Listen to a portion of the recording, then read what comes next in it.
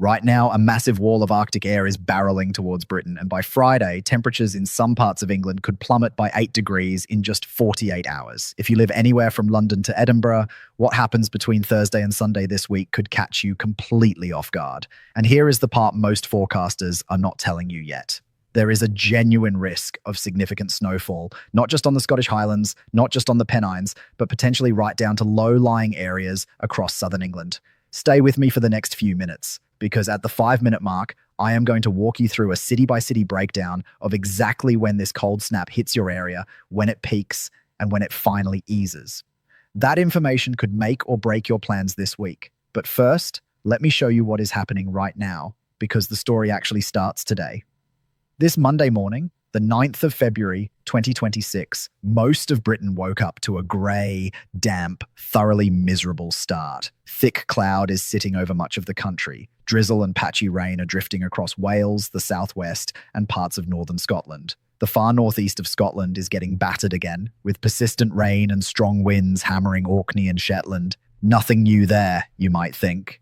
And you would be right, this has been the pattern for weeks. Relentless low-pressure systems rolling in off the Atlantic, dumping rain on ground that simply cannot absorb any more water. Here is the first number that should make you sit up. The ground across southwest England, Wales, and large parts of Scotland is so saturated right now that the Met Office has issued a rain warning for South Wales and much of southwest England starting at midday today and running until midnight. They are talking about 10 to 15 millimetres widely, with up to 30 millimetres in the worst affected spots. On bone-dry ground, that is nothing. On ground this waterlogged, that is localised flooding, difficult driving conditions, spray on the roads, and yet more misery for communities that have already been dealing with floodwater for weeks.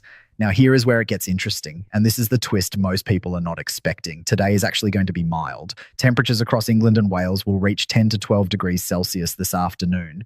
Parts of the Midlands and southeast England will even see some sunshine breaking through. If you are in London, Birmingham, or anywhere across the eastern half of England, enjoy it, soak it in, because what is coming later this week is a completely different beast. Do not skip ahead just yet, though, because the timeline matters enormously. Let me take you through the next 5 days step by step, and then I will reveal which cities face the highest snow risk. That breakdown is coming at the 5-minute mark, and trust me, you do not want to miss it. Tuesday, the 10th of February. Another cloudy, mild day for most. Rain will be most persistent across eastern England and eastern Scotland. Winds coming in off the North Sea will make it feel noticeably colder across the Scottish coast, around 6 or 7 degrees at best in northern Scotland. But further south, with winds from the southwest, temperatures could hit 12 or even 13 degrees Celsius. That is well above average for mid-February. The southwest gets another band of rain pushing through into Wales and central southern England during the afternoon. More flooding concerns, more saturated ground struggling to cope. Wednesday, the 11th of February. This is when the atmosphere starts to shift. More bands of heavy precipitation sweep across the country. Rain will be intense in places, but here is the detail that changes everything. Over the Scottish Highlands and mountains, that precipitation starts falling as snow. The cold air is beginning to dig in from the north. It is subtle at first, but the upper atmosphere is cooling rapidly. Wednesday night into Thursday, the first real signals of the Arctic plunge become visible on the charts. Thursday, the 12th of February. Now we are getting serious. A deep low-pressure system that has been sitting over Britain starts to clear eastward.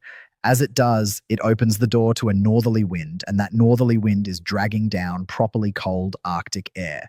Hill snow becomes fairly widespread across Scotland, northern England, and Wales. And here is the shocking part. Even low-lying areas could see a dusting of snow for a time on Thursday as that cold air surges southward. Temperatures start dropping fast. If you were enjoying 12 degrees on Tuesday, by Thursday afternoon in northern England, you could be looking at 4 or 5 degrees. That is a collapse of 7 or 8 degrees in 48 hours. Friday the 13th of February. Yes, Friday the 13th. You could not make it up. This is the day the cold snap really bites. A full Arctic air mass pushes in with northerly winds streaming down across the entire country. Maximum temperatures across southern England, areas that were touching 12 degrees just days earlier, drop to 4 or 5 degrees Celsius. Across northern England and Scotland, daytime highs could struggle to reach 2 or 3 degrees. The east coast of England, as is typical with a northerly wind pattern, faces the risk of wintry showers being driven in off the North Sea. Snow showers could reach coastal areas of Yorkshire, Lincolnshire, Norfolk, and even Kent. And now, as promised, here is the city-by-city breakdown. London. Rain dominates Monday through Wednesday. Temperatures mild, 10 to 12 degrees. Thursday sees a sharp drop, and by Friday expect highs of just 4 to 5 degrees with a bitter north wind. Snow risk is low but not zero. If any wintry showers get driven far enough south and west, London could see sleet or wet snow, especially Friday night into Saturday morning. Overnight frosts return for the first time in weeks. If you have been leaving your heating on a timer set for mild nights, change it now. Birmingham and the Midlands. Very similar pattern. Mild and wet early in the week. The cold air arrives Thursday afternoon, and by Friday the Midlands could see temperatures of 3 to 4 degrees, with wind chill making it feel close to freezing. Higher ground around the Peak District and Shropshire Hills faces a real risk of accumulating snow from Thursday night onward. Roads over the hills could become treacherous. Manchester and Liverpool. The northwest gets hit by the cold air slightly earlier than the south. Expect the temperature drop to begin Wednesday night. By Thursday, daytime highs around 5 to 6 degrees. Friday could see 2 to 3 degrees with wintry showers. The Pennines to the east of Manchester are looking at significant snow accumulations, possibly 5 to 10 centimetres above 300 metres elevation, Leeds, Sheffield and Yorkshire. This is one of the highest risk areas for disruptive snow. The northerly wind drives moisture off the North Sea directly into the hills of Yorkshire. From Thursday night through to Saturday, there is a genuine risk of persistent snow showers along the east-facing slopes. Accumulations on higher ground could be substantial. Even in the city centres of Leeds and Sheffield, sleet and snow are very possible on Friday and into the weekend. Do not underestimate this one. Newcastle and the northeast. Similar story to Yorkshire, but even more exposed to that northerly flow. Newcastle could see snow showers from Thursday evening onward, temperatures dropping to 2 or 3 degrees by Friday, with overnight lows potentially reaching -2 or -3. The A1 corridor through Northumberland and County Durham could see significant disruption if snow showers become persistent. Edinburgh and Glasgow. Scotland has been cold and wet for weeks, but this is a step change. The cold air arrives here first, Wednesday night into Thursday. By Friday, Edinburgh could see maximum temperatures of just 1 or 2 degrees Celsius. Glasgow, slightly more sheltered from the easterly component, might manage 3 degrees. But the central belt is right in the firing line for snow showers. The Scottish Highlands and Grampians are looking at heavy and potentially significant snowfall from Thursday onward. If you are planning any travel across the A9 or over the Cairngorms this weekend, check conditions before you set off. Cardiff and South Wales. The rain warning today tells you everything about how wet it has been here. The cold air takes longest to reach South Wales, arriving Friday.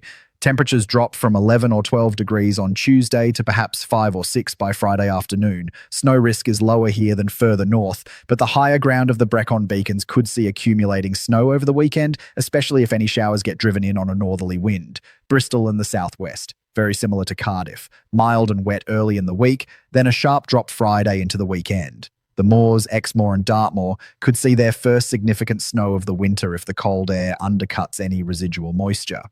Even areas around Salisbury Plain and the Mendip Hills are not completely safe from a wintry dusting. Coastal areas will escape the worst, but even Bristol could see sleet mixing in on Friday night. Now here is the critical piece of the puzzle that I promised, and this is what makes the next 2 weeks so unpredictable.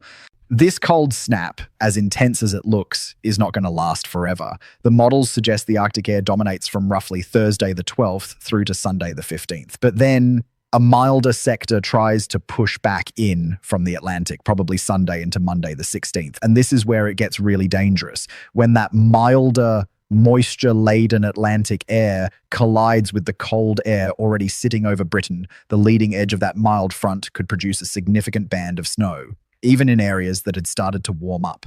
The European Centre model, the most respected long-range model in the world, is showing this scenario as one of its most likely outcomes. Heavy snow on the boundary between the retreating cold and the advancing mild air. Where exactly that boundary sits will determine whether your area gets 10 centimetres of snow or 10 millimetres of rain. And right now, that boundary could fall anywhere from the Midlands to southern Scotland.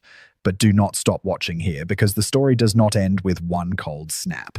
The pattern for the second half of February looks extraordinary. The jet stream is buckling, sinking southward, and allowing repeated shots of cold air to plunge down from the Arctic. The ensemble models, which run dozens of different scenarios to map out the range of possibilities, are showing temperatures bouncing wildly above and below average for the rest of the month.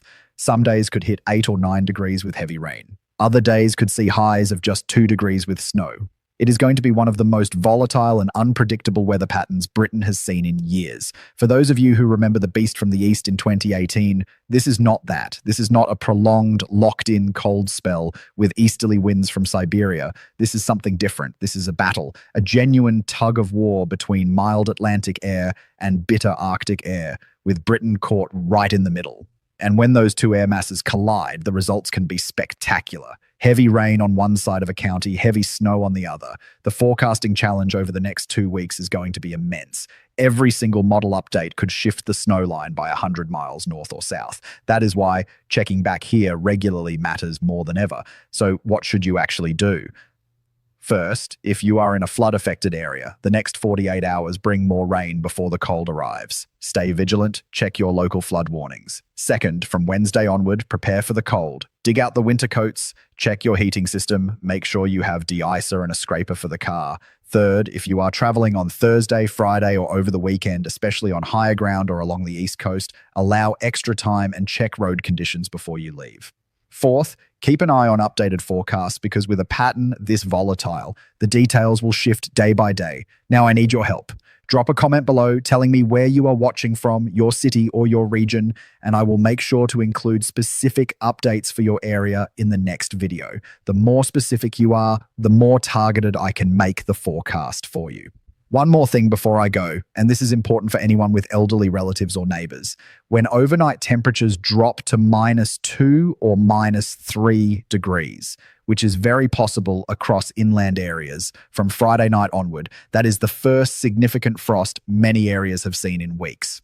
Pipes that have been fine all winter could be at risk if they are exposed or poorly insulated. A quick check now, while it is still mild, could save you a huge headache over the weekend. And if you know someone who lives alone, especially someone elderly, just give them a ring on Thursday. Let them know the cold is coming. That 5-minute phone call could make a real difference.